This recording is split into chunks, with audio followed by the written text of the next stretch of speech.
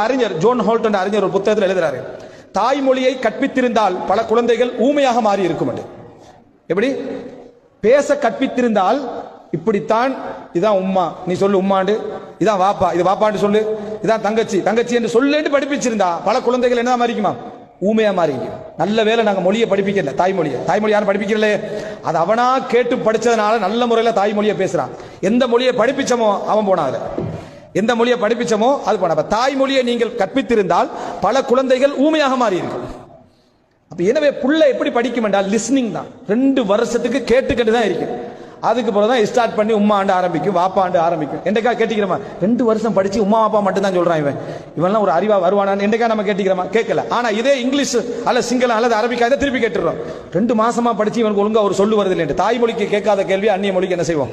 கேட்போம். அப்ப முதலாவது நம்ம பிள்ளைக்கு படிப்பிக்கக்குள்ள இதுக்கு பின்னால பெரிய விளக்கங்கள்லாம் தேவையில்ல. படிப்பிக்கிற முறையை பத்தி நமக்கு பெருசா தெரியாது. அதனால எவ்வளவு வருதோ அவ்வளவுக்கு ஒரு முயற்சி எடுப்போம். அடிக்காம கஷ்டப்படுத்தாம முயற்சி எடுப்போம். எதிர்காலம் ரப்புடைய கையில, எதிர்காலம் ரப்புடைய கையில. அல்லாஹ் எங்களுக்கு முயற்சி எடுக்கிறான்னு தான் பார்க்கிறான். கல்வி அவன் கொடுப்பான். கல்வி அல்லாஹ் தஆலா என்ன செய்வான்? கொடுப்பான். படிக்க தெரியாத மக்கள் எல்லாம் பெரும் பெரும் அறிஞர்களாக உருவாகியதெல்லாம் அந்த நிதானத்தன்மையான தாய்மார்கள் தான்.